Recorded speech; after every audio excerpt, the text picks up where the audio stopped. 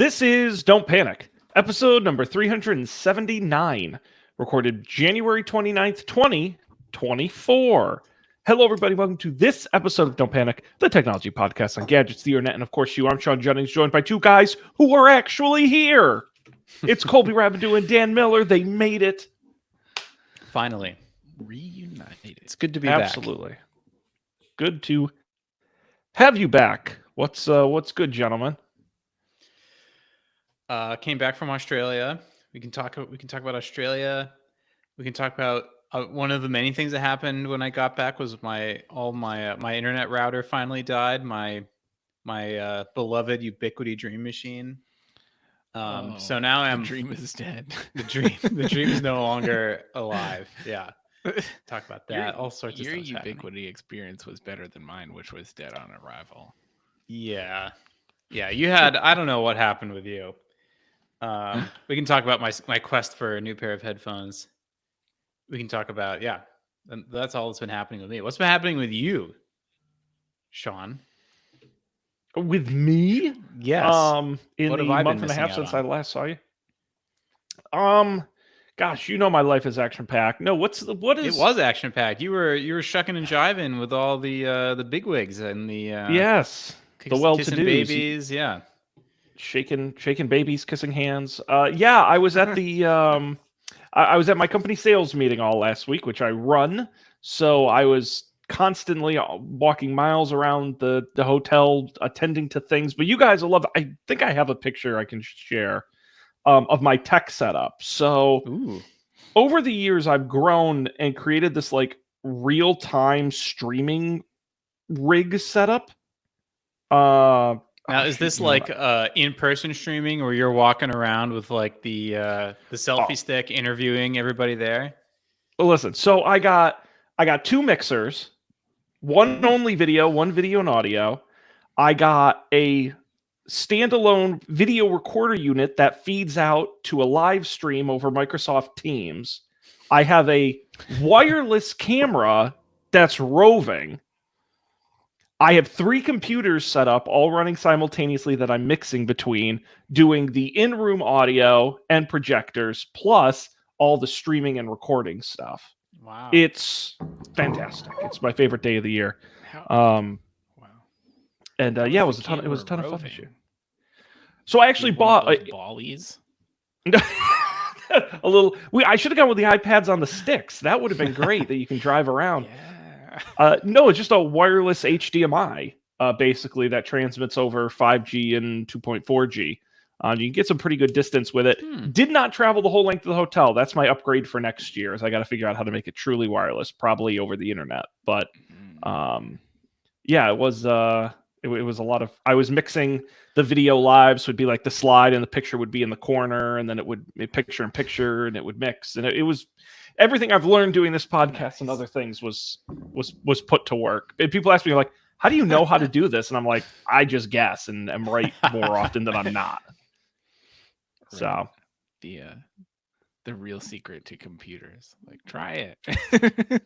well, it's funny because our company's president, I went into the bathroom at our final event, and he was in there, and he goes, "How's it going, Sean?" I go, "Good." He goes, "How's good job with the AV there. How much you save us for you doing it?"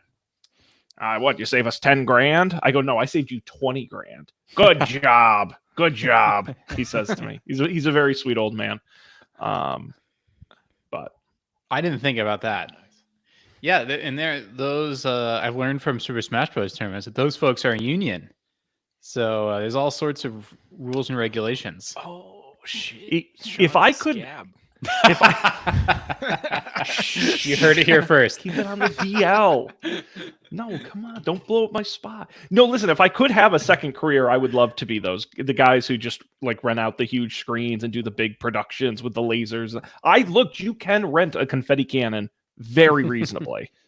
I just could not subject the hotel cleaning staff to the aftermath. That's not fair. So Yes. that's the only reason I haven't done it. You need the self-cleaning confetti cannon where it like after it goes off, it like sucks all the confetti back in instantly. Well, that's because Each piece of confetti is just on a string, and it just Oh, and you just slips back in when it's flip it. done. I like that. That's a good idea, actually. No, because I rent like 30 to 40% of the equipment for the event because just the price is so much better if you just get it for the week. And maybe I can rent some Roombas, rent like 5 Roombas, and just turn them loose on the in the ballroom, All making horrific noise as they vacuum. and just bouncing off of people's ankles. I like that. That's some excitement. I think next year you should try to get the roaming iPad robot thing, and then turn your the employees who aren't there loose on it, and they can control where it goes. I am actually going to write that down. I do think that's a very fun idea because I do want to just keep like as over the top as I can make this. I want to blow it up. So it'll be fun. So no, that was my week last week. No show for that reason. But I was a Colby. I know you've been doing so many exciting things. Tell me about what you've got going on.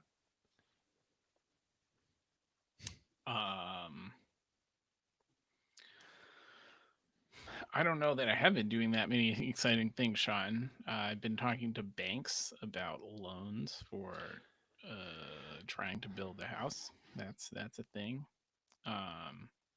Mostly they say you're way too early. Don't talk to us till like a month before, which is even That's more scary. stressful. That is not the answer you want.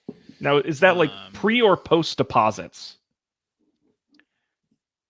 Post deposits with the builder, at least. So if you do what they say, but then they decline the loan, then you're going to be out the deposit money. That doesn't seem right. Yeah, no, it doesn't. But there's no like so they with loans for like building, there's like a time limit. So it's like once they give you the loan, the project has to be done in 12 months or something. So you can't just do it now and like, twiddle your thumbs waiting for them to start. You have to do it like right before they start. And then there's a whole bunch of like, the bank is going to send an appraiser to appraise the land and the project and whatnot. And they're going to decide how much money they will give you at that moment. Not like, they can't tell you ahead of time. It's just like right at that moment. So, and they just give it to you as you need it, not in a big lump sum. And they probably have a project guy who comes out and checks it as it gets built. And exactly. There are like stages, and like they don't pay until stuff is done. So there'll be like one stage will be like you put in the foundation and like do the driveway or whatever. And then like they'll send the guy out to check that it's done, and then they'll pay. And then, there's a subsequent stage. So a lot of moving parts, it seems. But now, have you thought about just going with it? Have you thought about, because I believe you can do this, buying a house that's somewhere else, but then putting it on your land? That might be easier. I'm just saying it's an option. I didn't consider that, Sean, but maybe that's the move. Maybe I get should on just the be used looking house for market houses to relocate. Right. Yeah, because they like jack it up and put it on a trailer and drive it to wherever you want. It's crazy. Do you think there's a size limit on those? All right, I'm gonna Google how to move a house, and I know it's not going to be what I mean. Yeah, you move an entire that's house? what Yes. they're going Here's to how think much it you're costs. British. How do you relocate? Factors you should consider. No. How much does it cost to move a house? Ultimately, well, it depends on how big the house is. Anywhere from $15,000 to $200,000 based on this. It's about $14 per square foot.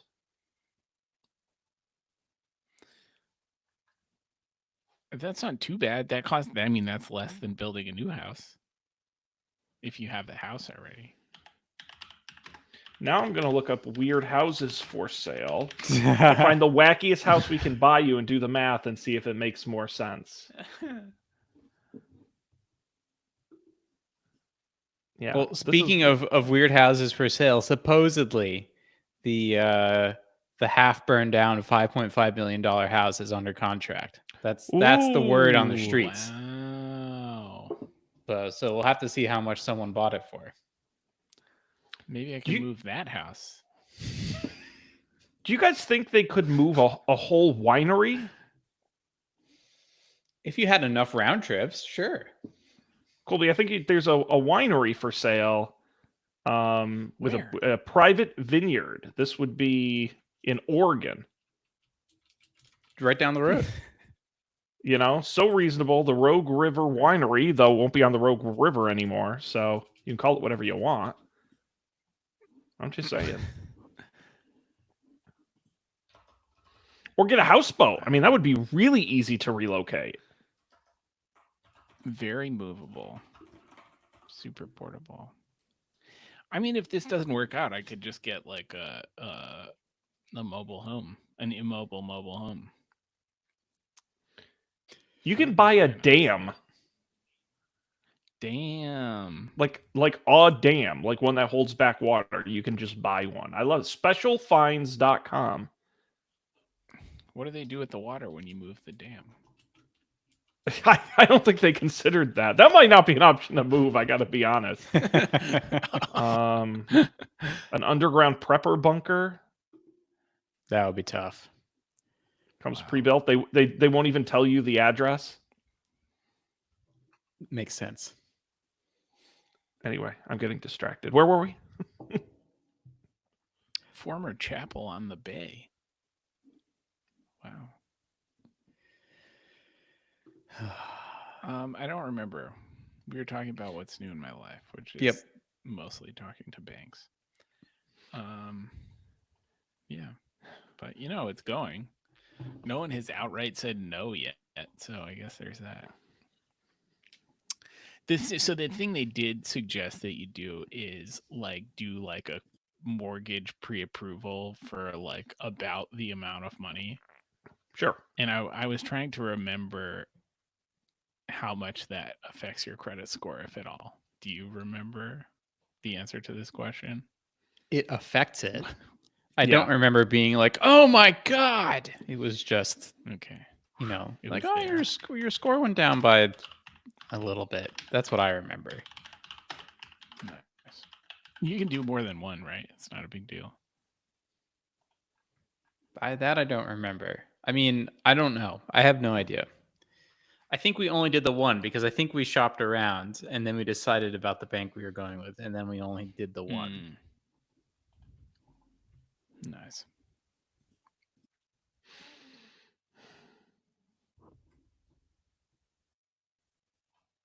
Nice. Good question. Well, I mean, I guess. Next task. I guess Colby and I have so much going on. Dan, I know you've been pretty quiet, but do you have anything maybe you could talk about? Yeah, we can talk about Australia. I think that the tech angle is that well, it's funny traveling now, but this was also true when I went to Iceland recently, but cash is just pointless. So there's none of this, you don't have to do so many of the things you had to do 5 years ago. You don't have to tell your bank that you're traveling. You don't have to go to the place and exchange currency. You just kind of show up. Including at the Australian border, going to Australia, and this sounds really nice. You get off the plane, you walk through the duty-free area to dodge all the Tim Tam aisles and everything, and you're like, okay, where is the giant line I get into that's gonna be like Australia, and then it'll be like everybody else over here. But instead, you enter this Grand Central Station huge hallway that is filled with these kiosks, kind of like where they do the bag checks now. And you walk up and you slap your passport down on the thing, and it prints out a thing, and then you go up to this huge, series of gates, like at a mega subway station, and you tap that piece of paper down on the camera. It takes a photo of your face, and then you're through. You could walk straight out onto the street at that point, which was pretty cool. But otherwise, the internet in Australia it felt broken. It felt like my internet something was always wrong with my computer. Unless you're using like Google or Facebook or like a big company internet thing, everything else was clearly not designed to have, it was all running in the US, and it was clearly not designed to have like different network calls take that long. Plus not, and that is, I think that's one part of it. And also like you look at, I'm gonna get residential internet in Australia, and it's like so much worse than even the US, which is already pretty bad. Like getting like gigabit internet is like, oh my God, that's so rare. And that's like cable internet. It's mostly like DSL, not that bad, but like 20 megabits down is about as good as you can get, which was shocking. So yeah, that was very eye-opening. So did you find that they use the internet like less or less often? No, I don't think so. I mean, I'm sure part of it is that people in Australia are probably using Australian websites more. And the big websites, like how many people are like, because I had to work from Australia for a week because I was sick with COVID. And so I'm trying to do like programming stuff. I'm going on all those websites and I'm trying to upload stuff to the United States. And I'm sure most people don't have that experience. But the other thing I was thinking about was I was in New Zealand like 14 years ago.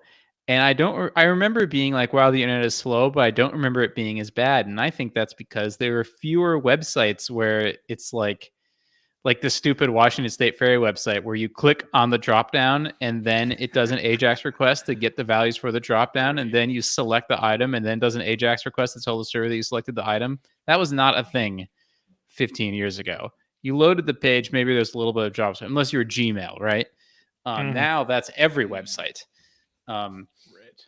So I think even though the internet has improved in Australia, I think the net effect is actually still is worse even than it was in like 2009. Now, were there any specific Australian websites or apps that you experienced while you were there? No, I don't think so, because I could Apple Pay at the train and at the metro, so I didn't need to download an app for that, and on the bus. I guess I used the Qantas app for the airline. That was pretty good, but all airline apps are pretty much the same. Thankfully, I was reflecting on this, before we had Apple Wallet and stuff, how you'd used to be able to, how you used to have to get on a plane. And now all of the airlines have apps that pretty much have the same functionality, which is genuinely shocking. And it happened pretty quickly. I don't know what possessed them to be so user-focused in that way. Qantas app was fine. No, I don't think I used any Australian apps. Which, by the way, not to pivot, but because you brought it up, I don't think we talked about this on the show. I finally, in the year when I had to go to Chicago in November, whenever that was the first time I flew end to end exclusively using the mobile app and not printing a ticket ever in my life. And it was fine. It was fine. It felt, there's just something about like placing your phone on the glass that just, you gotta I don't have a know. case. I always like to get a ticket because I like to put my bag tag on the ticket. You stick the little sticker on there. Well, and you can stick it to your phone. I don't want to say I'm an anxious guy in line, but I like to like keep looking at my ticket, and I'd have to like unlock my phone each time, so the paper was helpful. But what I find is that I think the attendants like at the gates, they are now better at taking mobile. Like they feel surprised and don't do as well getting, like the paper ticket doesn't scan as well, and they like don't know what to do with it almost. Same with security. When I hand them a paper ticket at the TSA line, they seem confused. So I think I've kind of been aged out of the system.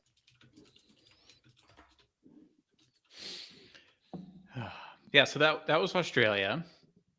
Fun fact: if you're going to go to Australia, even if and I felt stupid doing this, even if you're American, you do need a visa, which I did not have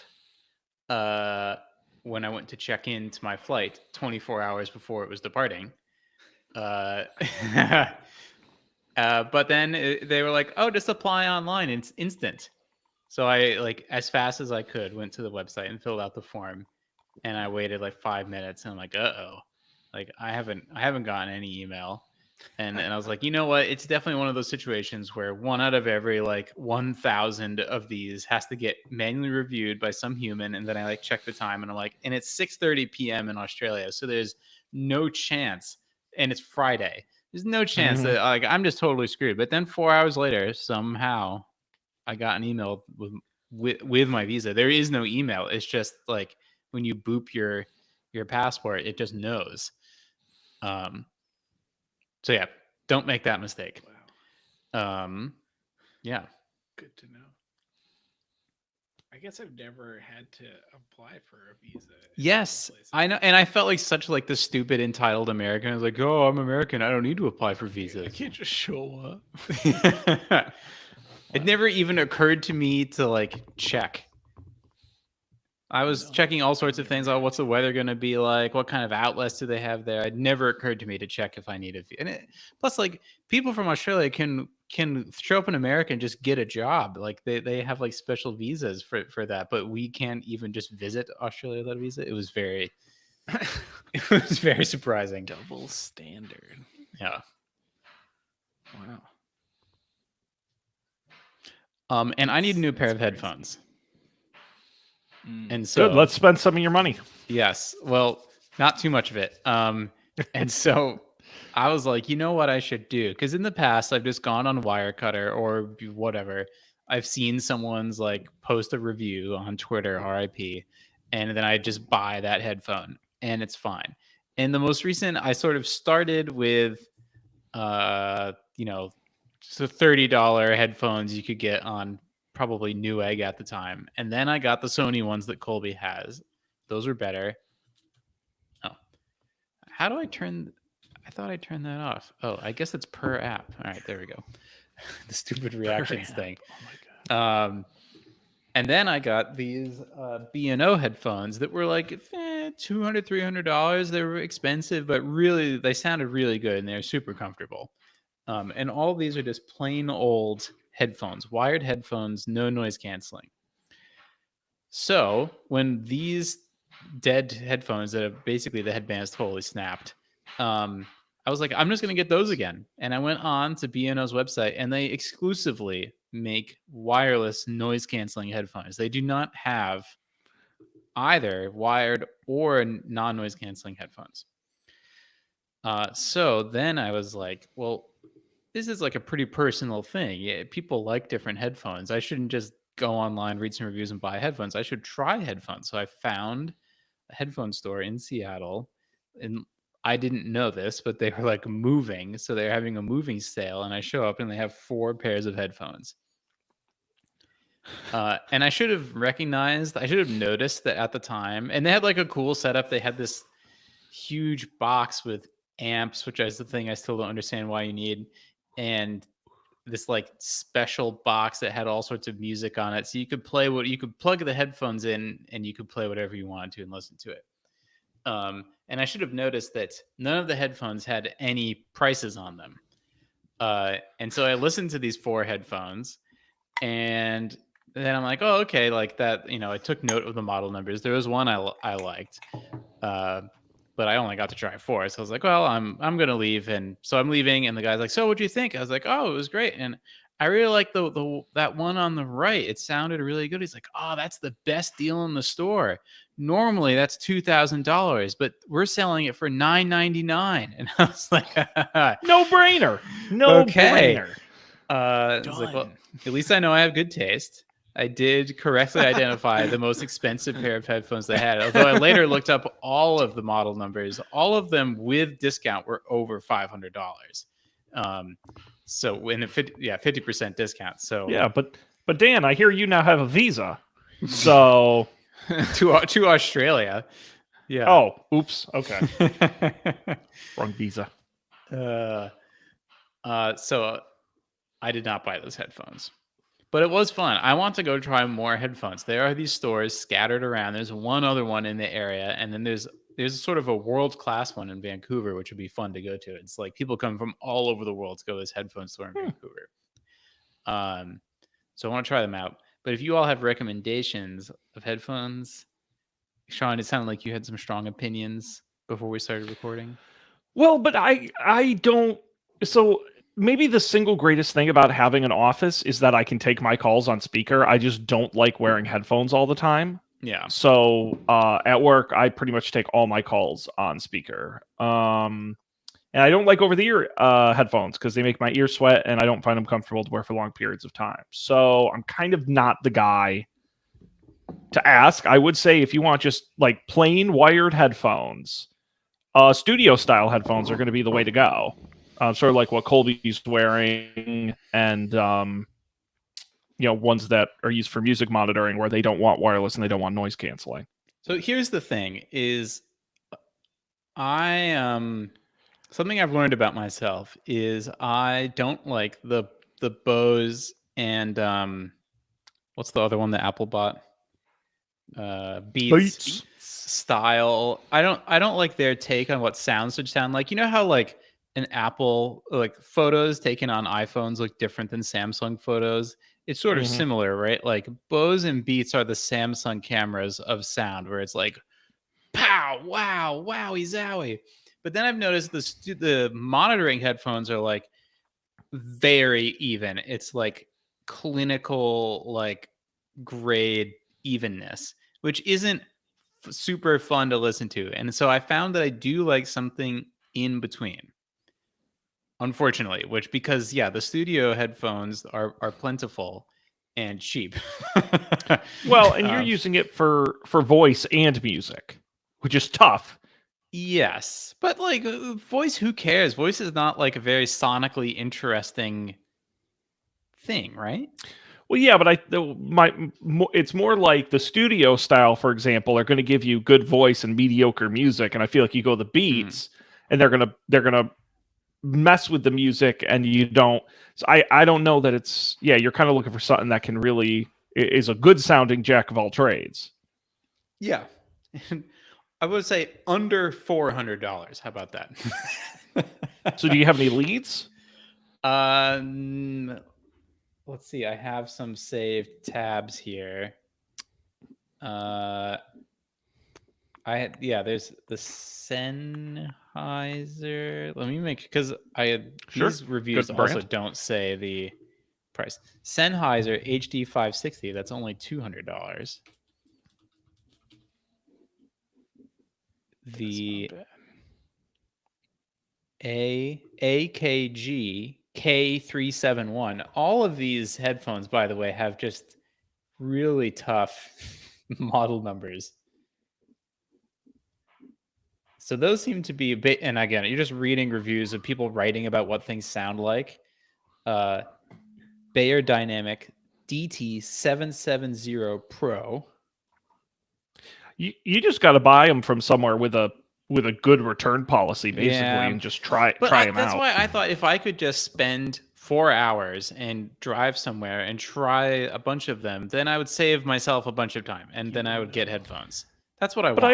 But I understand. But I also think you want to. How many hours a day are you wearing these headphones? Like 6 hours a day sometimes. Yeah, I don't think you're ever going to really find if you like them until you act. Yeah, that's fair. That's a good point. Now, Sean, maybe you know the answer to this. Yes. The like headphones have different ohm ratings. Do you understand? And I understand that like the higher the number, you more likely you'll need an amp. But why would you want to need an amp? Do you know? So, first of all, I will say for you guys, I'm having some network instability in the house. So if I'm a little off, you're probably noticing. I I know I have absolutely no idea what any of that means. Okay. Not a clue.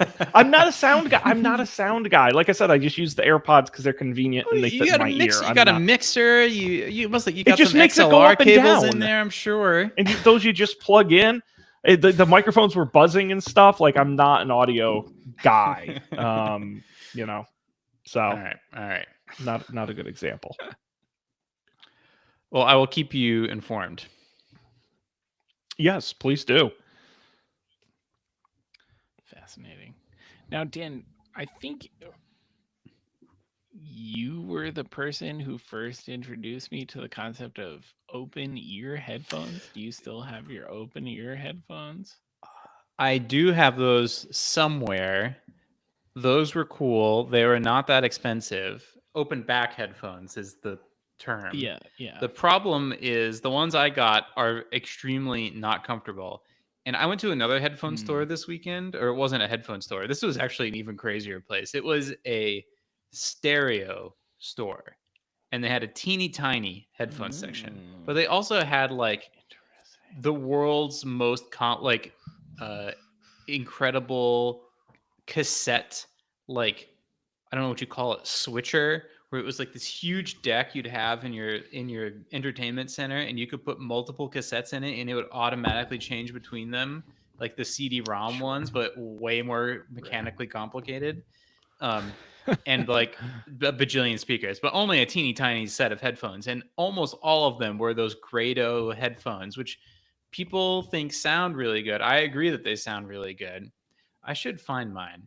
But the problem is that they are open back, which means that people can hear what you're listening to, which isn't that big of a problem now that I don't work in an office. But I think it would be a problem with the microphone, is my guess. But I don't know. Maybe the technology has advanced to the point where, all the Google and Zoom over the past 4 years have just like optimized their technology for people taking calls on a Dell laptop in the middle of their kitchen, and so the fact there's a little bit of sound leaking out doesn't matter. That could be it's probably true, but that's why I've been trying not to do the open back ones, which is a bit of a saving grace because those are even more expensive typically. So I'm at least saving some money there. But I should try to find those old headphones because I could test out whether the open backness does cause feedback on the mic. That's a good idea. I forgot that I kind of had that. Yeah. I have a pair like that. It's not the same kind as yours, but they're open back ones that I like to use when I'm at home. Sometimes I like that I can hear around me. I don't use them for calls or this because probably for the same reason, because I felt some uncertainty about whether or not it would be a problem. It seems like it would be, but I like to use them like if I'm playing, Baldur's Gate or whatever. I think it's a nice experience. Baldur's Gate. Mm-hmm. The gate. I don't want to tell you how many hours it is that I've played that game so far. I think it's about 200. It's Where do you find all those hours, Dan? I had a lot That's of so many hours in hours. December. I had at least 28 hours of airplane rides, which I spent mostly playing Baldur's Gate. How did you play Baldur's Gate on an airplane? Well, it runs on a Mac, so if you buy it on Steam, you can run it on your Mac laptop. It also runs on the Steam Deck. Hot damn. It's pretty cool. That's cool. Did I tell you I bought my first on an airplane? I bought my first real video game not too long ago. No. My first AAA title I've ever bought. What was it? Yeah. Madden. So not the most original game in the world. However, in classic Sean's a huge moron fashion, I all excited. It was on sale because I won't pay the full price. It was on sale, so I'm going to buy it. I click buy it now. I buy it. Not compatible with Mac. Ooh, and I don't own any other. And you also, it does not work on Windows emulation, yeah. Damn. So that was money well spent. Nice. Shame. Did you get Max it on ruined my life. Steam? I did get it on Steam. Yeah. Do you Hmm. think they would give you a refund if you ask? Like, hey, They do within a certain time have a period dummy. that I was not fast enough to, because I thought of, why would they allow me to buy it? They know I'm on a Mac right now. Like, you would think they'd have some kind of like warning, only available for Windows. Are you sure? Yeah, like just literally anything. And like I said, I tried to run it on Parallels, and it wouldn't authenticate. So huge bust. I'm never playing a video game again. I'm done. And this was like the most Shut recent it Madden. Yeah, it's the new one. I kind of, because again, I'm not a big video game guy, Yeah. but I said, oh, it looks fun. It's football. It was on sale. I said, all right, this is pretty cool. And for some reason, they don't support Mac. Yeah, and I'm trying to think. Is there like a company that will do like NVIDIA GeForce Now, but you can play your Steam library and it just like downloads the game or something? I don't know. Probably, so. but that's when I say, time out. Enough's enough. I don't need to play it that badly. Like it was foul bad on enough. the field or whatever it is. Yeah, I tried to download EA Play and all this other crap to make it work, and I said it's not worth it. I'll just go buy an Xbox at that point if I really buy want the game to. again. Yeah. Yeah, I'm not doing that. And then my other tech thing that happened was I got back from Australia, and then what was the first thing? Oh, the internet went in and out. And I would get like notifications from the Ubiquity thing, like, oh, your XY dingus is offline. Oh, your XY dingus is online. And then I would ping from my computer, and it would be like to the internet. It'd be like good, bad, bad, bad, bad, bad, good, bad, bad, bad, bad, bad. And then I would ping from my computer to the router. It would say good 10,000 times in a row. And so I was like, well, that's pretty definitive. So I tried like factory resetting the router, same exact behavior. I was like, well, I don't know what's wrong, but that's it. So then I was like, well, this is fine because for the ISP we have here, they give you for free a router with your internet. They don't charge you an additional monthly fee. So I still had it. So I plugged it in and like, well, while I'm getting the replacement, this will do. And this computer is working fine. The Mac is working fine. I turned the Windows computer on.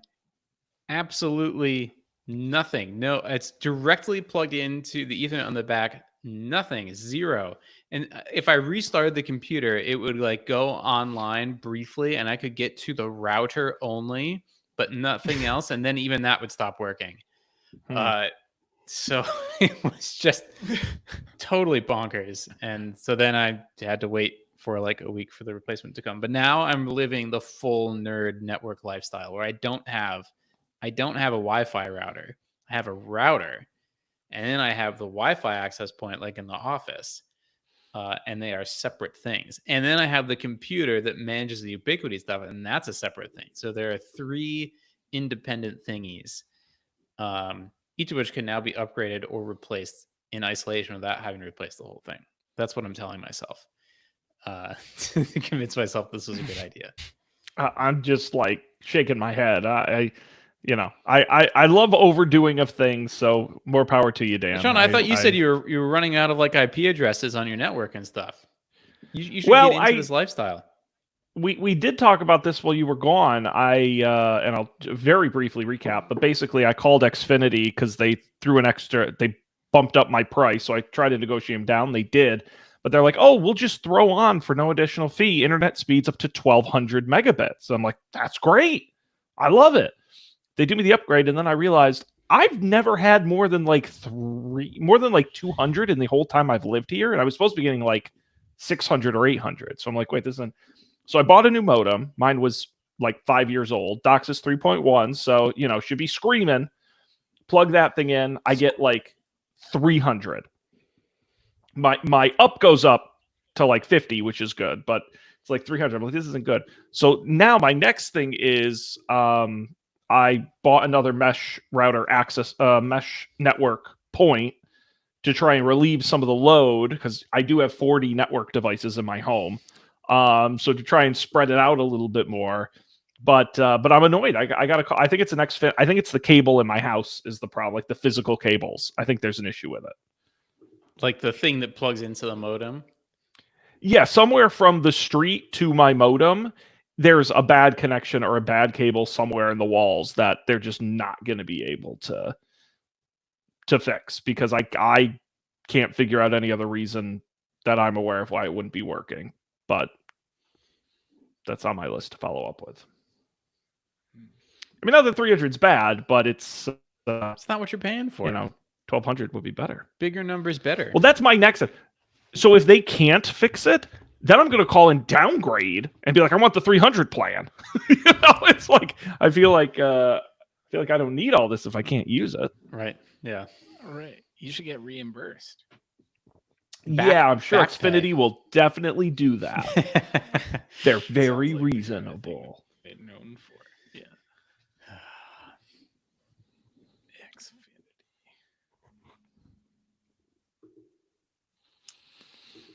So, should we talk about one tech news story? Is there anything that's got you excited or riveted here? I was so busy last week. I wasn't really. Oh man, there's so many things that have happened. At least since I've been gone. Inform me, Dan. What's hot? I think the hottest thing right now is definitely the Apple European App Store rule change. Have you been up on this? Oh yeah. No, tell me about this. This is very complicated, but my understanding is that there was some law that the EU passed, and as a result of that law, I don't remember exactly what the law is, but as a result of that law, Apple feels like they needed to offer new terms of service for app developers. And the new terms of service are only if you are in the EU. There's a bunch of changes, but the one that people are sort of like upset about is you can continue to use the App Store as it is today. 30% of all transactions. If your app is free, you pay nothing. And you also get nothing. Or you can opt in to the new terms. As soon as you opt in, you can never go back. The new terms are you can use the App Store if you want. If you use the App Store, it's 30%. If you can also not use the App Store. If you don't use the App Store, it's 27%. And if you don't use the App Store, every week you need to send to Apple a list of all the people and all the people and all the transactions that occurred, and include with that your sort of the commission that Apple gets. And at any moment, Apple could ask you we're going to do an audit. So they have audit privileges of your business. But also, if you opt into the new terms, once your app reaches 1 million downloads, for each download thereafter, so it's kind of like, I forget what that tax style is. It's kind of like whatever that tax thing is. For each download after 1 million downloads, you owe Apple 5 cents per download. Regardless of if you are distributing your app in the App Store or via some other mechanism. Which means that what I have read from the commentariats is that this means that the people who most want to distribute their apps outside of the App Store, which are big companies who have lots of users, are totally screwed by this because most of them don't charge for their apps anyways. They're free, but because they're free, they have tons of users. And so if Instagram were distributed in the EU outside the App Store, they would go from owing Apple $0 to whatever 5 cents times the number of Instagram users in the EU minus 1 million is, which is lots of millions. Hundreds of millions. Hundreds That's of wild. millions. Yeah. So them's the breaks, as Boris Johnson would say. That's my understanding. And there's other changes too with regards to what was the other change? I forget. There was some other like whole suite of changes that with regards to this. It's interesting. People are debating as to whether or not this actually sort of is a good, a compliance with the actual law, and then the EU, if they decide it isn't compliant, they could start fining Apple. Like it was like 25% of your annual revenue per month, or something crazy like that. Those were the terms of the agreement. So, So if you're like, yeah, go ahead. This is like the antitrust thing or something, right? Like I think so. Yeah. Like so the thing you can do now that you couldn't do before is technically you could distribute your app not in the App Store. And that is possible. Yes, and actually, I forgot. You can distribute your app via an app marketplace, which is an app that you can download from the internet, but you cannot download non-app marketplace apps from the internet, which is also clever because those app marketplace apps are liable for any content distributed via the app marketplace and not Apple. So if you are distributing copyrighted materials or making those copyrighted materials available via apps that you are distributing through your app marketplace, then that company also, in order to get the sort of like permission to distribute an app marketplace app, you have to show like you have to basically get a mortgage pre-approval of like $1 million and be like, a bank would loan us $1 million.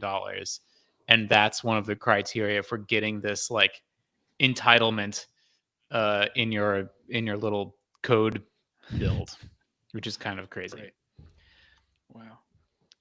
And another thing is, and this also only applies in the EU now, because like a thing for a long time was that some people are upset that on iOS and iPadOS and everything, you can only run Safari, and even Chrome for iOS is really just, we're a wrapper around Safari that gives you your Chrome bookmarks and passwords.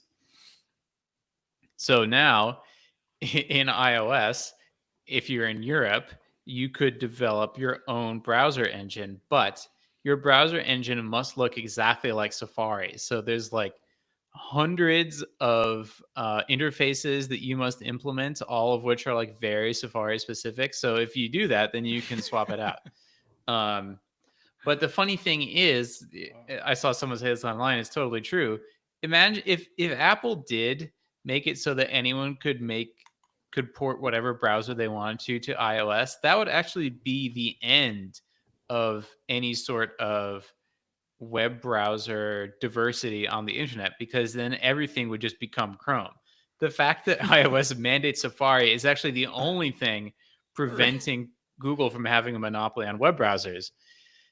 And sure, some might argue they're doing it via an anti-competitive practice, though Google would argue you can get an Android if you want to run Chrome on your phone. So it's kind of funny that in that specific instance, I do believe that the thing that they are causing the thing that they want to prevent by if they were to force this rule to be implemented. Anyways, I think this is super interesting and not exactly what Apple wants people to be talking about the week before their hot new thing is coming out. Yeah, I would also layer on top of that. In addition, they did announce they're allowing game streaming services. That's right. That's global. But that is global. And then they're also opening up the NFC chip for payments within the European Economic Area, which I have no idea what that means. But what the European Economic Area I think that definitely means the UK is out. So, the European Economic Area. Oh, it's the EU plus Iceland, Liechtenstein, and Norway.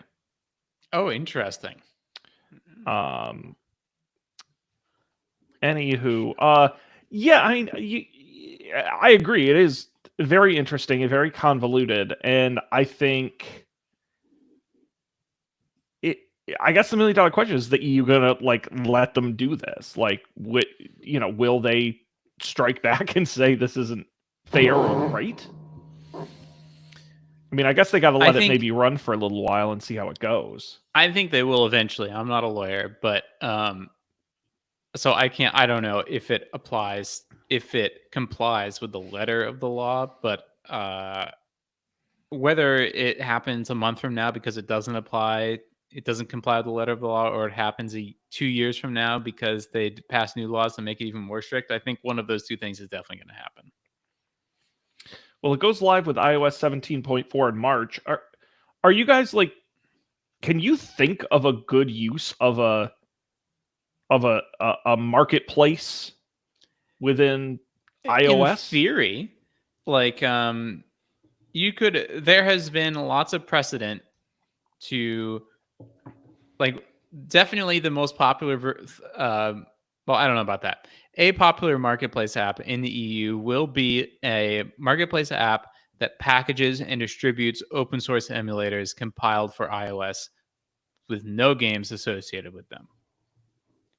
Then you download the game, put it in, your iCloud drive, and now you're playing Super Nintendo games on your iPhone.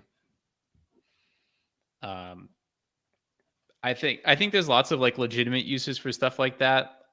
Because right now, I think and maybe Colby, you know more about this, if you want to download like some code from GitHub, compile it, and run it on your phone, you can do that. But you have to know, like, I have to install Xcode and I got to run this thing and I have to plug my phone in and press this button. But then there's also like, you have to keep plugging your phone in every 2 days or something like that. Otherwise the app becomes unusable. There's some restriction like that for like development apps. And so if this were relatively easy, then anyone doing stuff like that, like, oh, I'm downloading the open source VLC video player so I can play like whatever that MKV format stuff on my phone, and I can download it from this app marketplace that just goes on GitHub, and they've packaged up all the open source apps and you download them for free. But the tricky thing there is that all sounds great, but if someone downloads 1,000,001 of those apps, then suddenly that person owes Apple 5 cents. Well, and the other thing is, would Apple approve that marketplace in the first place? I don't think, as part of the terms, my understanding is that they don't have any oversight over, they can't make any determinations about the content that will be distributed on the app marketplace. But they're not allowed to restrict that. So what they are restricting instead is sort of the credit worthiness of the entity behind the app marketplace. So I'm reading directly from The Verge's article on this. In order to be used on an iPhone, those marketplaces have to go through Apple's approval process. And once you download one, you have to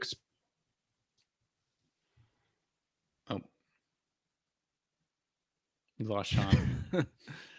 violate App Store guidelines. Yeah. So I'm dealing with this at work right now. What they're referring to, the approval process, is an automated approval process that a lot of Mac apps go through. So you can download an app from your Mac or an app to your Mac from the internet. Have you ever, maybe you haven't done this, Sean, but if you download an app have you ever downloaded an app from the internet and it's like, hey, this is from an unidentified developer? Yeah. But sometimes it doesn't say that. And so when it doesn't say that, that means that app has been literally sent to Apple. They took that DMG, they sent it to Apple, and Apple ran an automated process over it that approved it. And then it like got cryptographically signed. And that's the exact same process that they use for these marketplace apps. So the marketplace app can't be harmful. Like it can't like take over your phone and pose a security risk and use like improper APIs. But the apps that it is distributed via that thing, I think also maybe have to go through that process, I think. But Apple can't say like, oh, you're not allowed to have a phone app because that duplicates functionality, and you're not allowed to have an emulator app because we don't like that. We think that's too risky. They can't say that.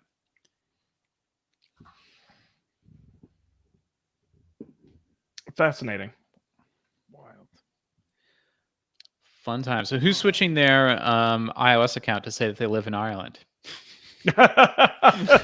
Take the I don't- virtually move to Ireland challenge.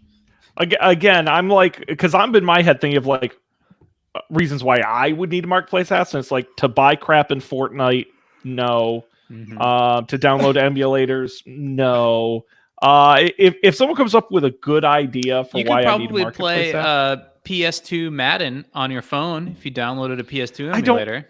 I don't want to play games on my phone. Okay. God bless. iPad maybe. All iPad maybe. But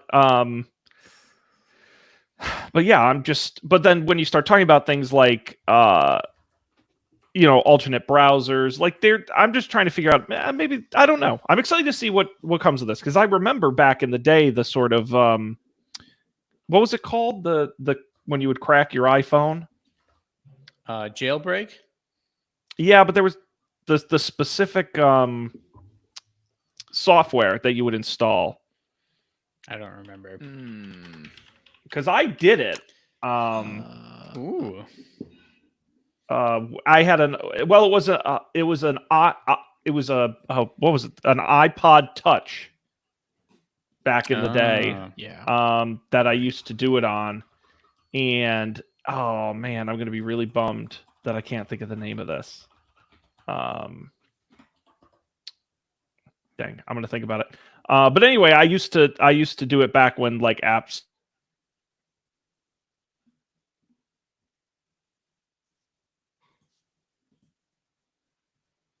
Where you could download all kinds of crazy stuff way back.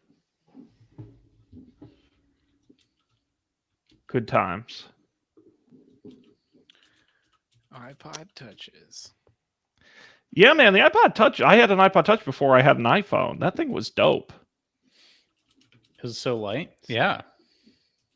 It was great. The only thing it didn't have a camera in it back in those days. Oh yeah, it had like the little which is- plastic spot for it. I remember that. Yeah, it was just great because you could use all the apps when apps came out, and that's why it was because Cydia I think was doing apps before apps were even officially available. And so you could use that for stuff, and then obviously the browser and watch videos and listen to music. It was cool. Well, good, Dan. Glad you brought that story to the forefront. We'll have to keep an eye on that one. Come up with some maybe a don't panic marketplace. I don't know what we put in it. Fruits and vegetables. But again, there's no don't reason to panic. do it because I think the number one use case for an app marketplace is distributing free apps that Apple doesn't want to or makes it onerous to distribute. But you can't do that because if 1 million or more people download it, you are financially liable. And if it's free, you have no control over that. So you can never guarantee that you won't hit 1 million. I guess, yeah, actually, I don't know. Could you make an app marketplace app that requires login or sort of sign up? I don't know. Interesting. Well, Dan's working on loopholes to get around these new EU laws. We're going to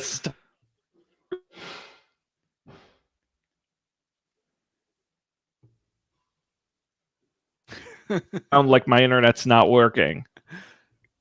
Can you hear me? No, it's not. I can hear you now. No. Okay, it's slowly coming back. That's the great thing about Riverside is it just keeps recording because it's recording locally. So I'm just going to keep going. This episode brought to you by Riverside.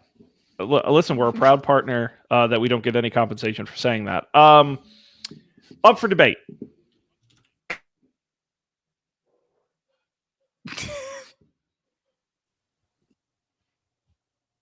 Is Dan there? I'm here, yeah. Oh, okay. This is very strange. No, now he's back. I'm gonna get through this plug eventually. God damn it! I just clicked. I clicked the wrong button. I thought the other window was focused, and I hit Command W, and it said, "Are you sure you want to leave?" I was like, "Of course I want to leave." I didn't want to leave. Sorry. This is what happens when we don't do this for a month and a half. Guys, I got to get this plug out. Up for Debate Super Bowl. It's our biggest episodes of the year. We got prop bets coming up. We'll be recording them the week after next. We got the Chiefs. We got the 49ers. It's going to be a blast. Don't miss it. And Dan, this is you saw the announcement. The Movie League is back, baby. Yes. Get excited. Those expectations, we're going to talk about it after we hang up, but coming up later in February, the Movie League is back. It's going to be a ton of fun. You don't want to miss it. Over at UpForDebate.tv, wherever you get podcasts, look for Up for Debate. Of course, our show is Don't Panic at Don'tPanic.io, our fantastic website. The audio and the video are both there. Make sure you subscribe wherever you get podcasts. Just look for Don't Panic. We're probably there with the video version on YouTube. And of course, you can get a hold of us. Don'tPanicShow@gmail.com is the email address. But we're going to stick a fork in it here. So on behalf of Colby and Dan, I'm Sean. Thanks for being here. We're going to see you next time for another great edition of Don't Panic.